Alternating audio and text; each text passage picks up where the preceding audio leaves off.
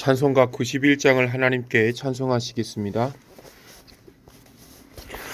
슬픈 마음 있는 사람 예수 이름 믿으면 영원토록 변함없는 기쁜 마음 들이리.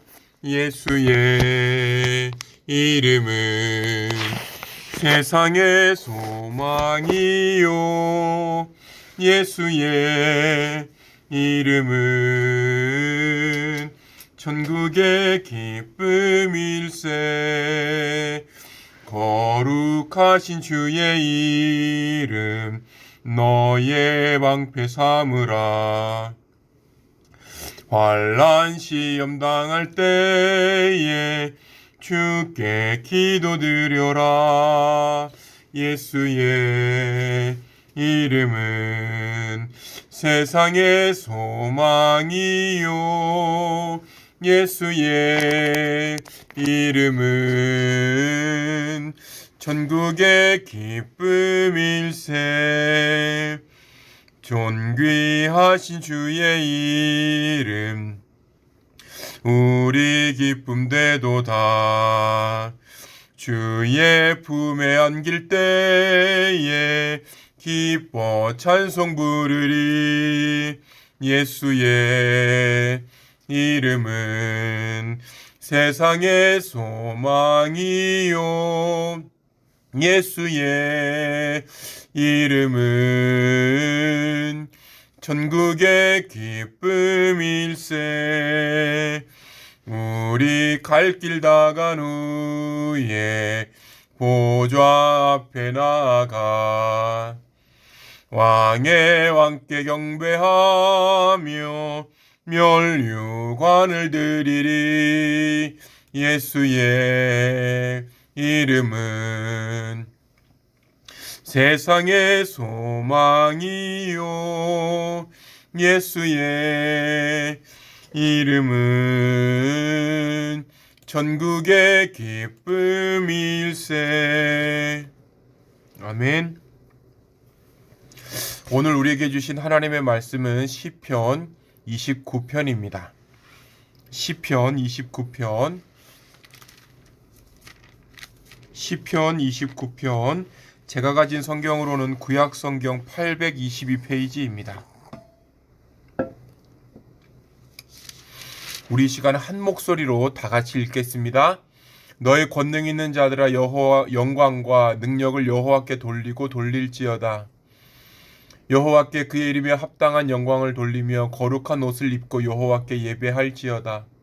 여호와의 소리가 물 위에 있도다. 영광의 하나님이 우레소리를 내시니 여호와는 많은 물 위에 계시도다. 여호와의 소리가 힘있으며 여호와의 소리가 위엄차도다. 여호와의 소리가 백향목을 꺾으시며 여호와께서 레바논 백향목을 꺾어 부수시도다. 그 나무를 송아지같이 뛰게 하시며 레바논과 시련으로 들송아지 같이 뛰게 하시도다. 여호와의 소리가 화염을 가르시도다. 여호와의 소리가 광야를 진동하시며 여호와께서 가데스 광야를 진동시키시도다. 여호와의 소리가 암사슴을 낙태하게 하시고 삼림을 말갛게 벗기시니 그의 성전에서 그의 모든 것들이 말하기를 영광이라 하도다.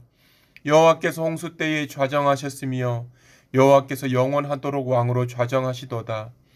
여호와께서 자기 백성에게 힘을 주시며 여호와께서 자기 백성에게 평강의 복을 주시리로다.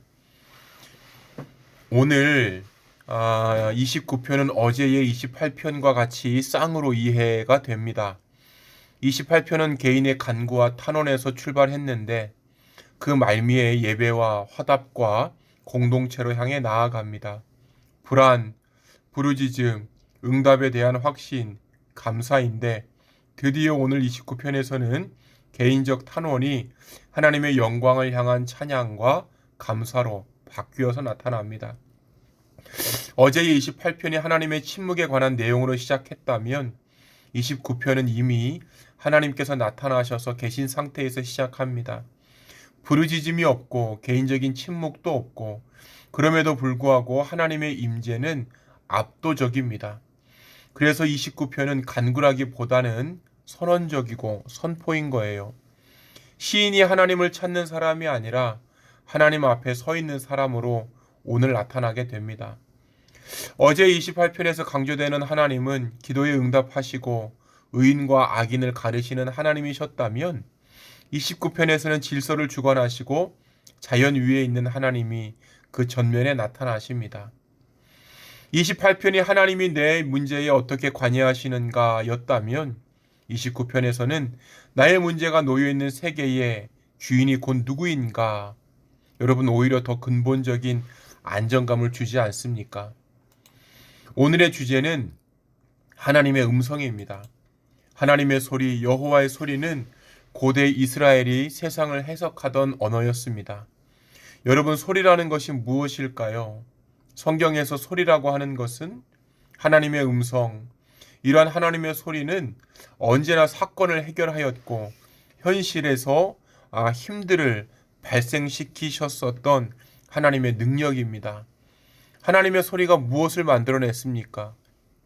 창조의 기사를 보면 하나님의 음성이 혼돈에서 이 피조물들을 만들어내셨죠. 아직 아무 질서도 없던 상태, 두려움과 불안이 지배하는 공간, 그 지점에서 하나님의 소리는 설명이 아니라 결단, 선포, 보이심으로 나타나셨습니다. 29편을 읽으실 때 그래서 창조의 소리들을, 창조의 현상들을 우리가 볼 수 있습니다. 본문을 보시면 동물, 화염, 홍수와 같은 거친 혼돈의 자연들이 있습니다. 그러한 자연들이 거칠고 위협적인데 그 위를 가로지르는 또 초자연적인 음성들도 있습니다. 이 시편에서 하나님의 음성이 자연 속에서의 음성입니다. 성전 안, 그리고 조용한 기도실, 개인의 내면에서 들리지 않고 오히려 인간이 자연 앞에서 아무것도 할 수 없다고 느끼는 바로 그곳에서 하나님의 소리가 들리기 시작합니다. 여러분, 자연의 의미가 어떠한 의미가 있죠? 사람이 통제할 수 없는 장소가 자연입니다. 인간의 교만이 가장 쉽게 무너지는 공간, 시편이 쓰였던 고대 사회에서는요, 자연은 곧 신이었고 폭풍의 신은 힘을 상징하였습니다. 여러분, 시편 29편은 상징을 그대로 사용하면서 이러한 주인을 바꾸는 거예요. 폭풍의 주인이 자연이 아니고 다른 신도 아니라 여호와의 소리입니다. 29편은 이렇게 말하는 셈이에요. 너가 가장 두려워하는 그 힘에도 하나님의 말씀이 먼저 계셨다. 이러한 음성은 인간을 위로하는 것보다 하나님의 크심, 그 주권을 드러내며 인간을 위로합니다. 크신 힘이 나를 누르는 것이 아니라 자연을 통제하고 누르시면서 결국 나를 위로하시는 힘으로 오시는 거예요. 여러분, 불안이라고 하는 게 무엇일까요? 이 상황을 누가 통제하고 있느냐? 이 상황을 누가 다스리고 있느냐? 아하, 나는 이러한 상황을 다스릴 수 없구나 라고 하는 그러한 질문, 그러한 염려가 생기는 것에서 불안이 시작이 됩니다. 여러분, 이러한 질문에 하나님께서 왕이시고 자연도 그 아래에서 순응하는 모습으로 오시는 것입니다. 그래서 하나님의 소리는 괜찮아, 다 잘 될 거야가 아니라 무너지지 않을 질서와 힘, 그 가운데서도 하나님께서 이미 계시니 큰 존재 안에서 평안함을 누리라고 하십니다. 그 크신 하나님이신데 인간은 그 크신 하나님을 보면서 그냥 침묵할 뿐이지 그 무엇도 할 수 없습니다. 하나님의 음성이 강해질수록 인간은 할 말이 없습니다. 시편 29편 이전까지는 요청, 호소, 질문, 감정적인 토로가 많이 나타나요. 근데 오늘부터는요, 인간의 말이 거의 들리지 않습니다. 하나님이 말씀하시기 때문에 우리들은 침묵하게 되는 장면입니다. 하나님의 경외, 넓으심을 보면 우리는 고요할 수밖에 없는 거예요. 우리가 두려워하는 것들도 통제 불가능한 그러한 영역에 있습니다. 미래, 경제, 관계, 건강 악화 등은 폭풍처럼 느껴집니다. 이러한 상황 속에서 29편은 그 방향을 틀어줍니다. 폭풍이 있는가 없는가, 이것보다 그 폭풍 위에, 그 자연 위에 누가 왕으로 계시는가를 보여주는 거예요. 그래서 오늘 본문의 강점이 여기 있습니다. 하나님께서 이러한 분이시니 너가 지금 서 있는 자리에서 다시 무릎을 꿇게 될 것이다 라고 보여주는 쪽에 훨씬 더 가깝습니다. 하나님은 너의 생각 크기만큼만 존재하는 분이 아니시다 라고 하는 것이죠. 오늘 말씀을 잠깐 나누어서 보면요, 1절에서 2절은 이 시편이 인간의 상황이나 혹은 인간의 감정으로 시작하지 않는다는 점입니다. 시인은 하나님이 어떠한 분이신가, 누가 그분을 예배하는지를 먼저 선언합니다. 하나님께서 요청을 받기 이전에 이미 영광을 받으셔야 할 뿐이다. 예배의 중심이 내가 무엇을 얻을 것인가가 아니라 하나님께 무엇이 합당한가로 이동합니다. 3절에서 9절이 두 번째 맥락인데요.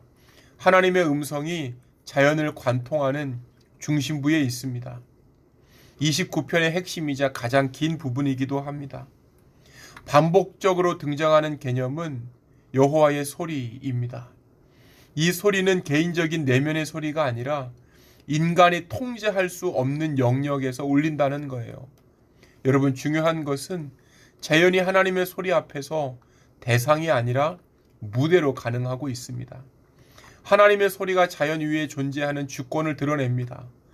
세상이 혼란스러워 보여도 그 혼란은 통제밖에 아니라 하나님의 주권이 여전히 유효하다는 것입니다. 10절에서는 폭풍 위에 앉아 계신 하나님이십니다. 앞선 자연의 혼란 위에서 하나님께서는 초월적인 통치자로 좌정에 계심이 분명하게 선언됩니다. 폭풍이 끝난 뒤에 등장하신다는 그러한 느낌이 아니라 폭풍 위에 이미 계셨다는 사실입니다. 상황이 정리되어서 하나님께서 왕이 된 것이 아니라 상황이 혼란스러울 때도 하나님께서는 이미 왕이셨습니다. 마지막 절인데요, 11절입니다. 마지막에 하나님의 시선은 다시 백성에게로 돌아옵니다. 자연과 우주를 다스리시는 하나님은 멀리 떨어진 초월적인 존재로 끝나지 않습니다. 그분은 자기 백성에게 힘을 주시고 그 힘은 결국 평강으로 흘러가게 하시도록 우리에게 오시는 분이십니다. 하나님이 왕이시라는 고백은 추상적인 신학이 아니라 백성의 삶을 지탱하는 실제적인 힘과 평강으로 오신다는 것입니다. 결과적으로 29편은 예배의 부름으로 시작하여서 자연 가운데에서 하나님의 주권을 드러내고 그 주권이 결국 백성의 평강으로 이어짐을 선언하는 시편입니다.